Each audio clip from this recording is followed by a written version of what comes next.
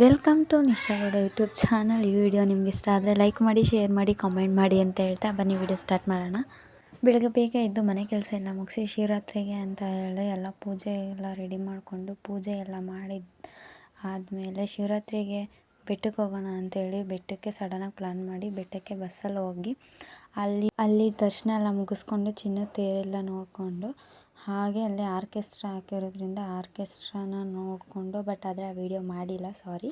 26ನೇ ತಾರೀಕು ಸಂಜೆ 4 ಗಂಟೆಗೆ ನಾನು ನೈಟೇ ಬಂದುಬಿಟ್ವಿ ನಾವು ಬಸ್ಸಲ್ಲಿ. ಹಾಗಾಗಿ 12 ಗಂಟೆ ಆಗಿರೋದ್ರಿಂದ ನಾಳೆ ಡೇಟ್ ತೋರಿಸ್ತಾ ಇದೆ ಅಷ್ಟೇ. ಮನೆಗೆ ಬಂದು ಮನೆ ಕೆಲಸ ಎಲ್ಲ ಮುಗಿಸಿ ಎಲ್ಲ ಆದಮೇಲೆ ಹೊಸ್ಲಿಗೆ ಕುಂಕುಮ ಎಲ್ಲ ಹಚ್ಚಿ ರಂಗೋಲಿ ಹಾಕಿ ಮನೆಗೆ ಎಲ್ಲ ಮುಗಿಸಿ ಆದಮೇಲೆ ಒಂಥರ 26-27 ಬರೀ ದೇವರ ಜ್ಞಾನದಲ್ಲೇ ಕಳೆದಿರೋ ಥರ ಎನಿಸ್ತಿದೆ.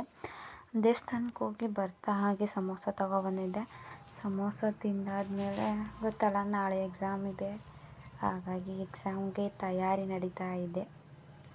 ಎಕ್ಸಾಮ್ಗೆಲ್ಲ ಮುಗಿಸಾದ್ಮೇಲೆ ಓದೆಲ್ಲ ಮುಗಿಸಾದ್ಮೇಲೆ ನಮ್ಮ ಮನೇಲಿ ಇವತ್ತು ರೊಟ್ಟಿ ಹಾಗೂ ಬೀಟ್ರೋಟ್ ಪಲ್ಯ ಮಾಡಿದ್ರು.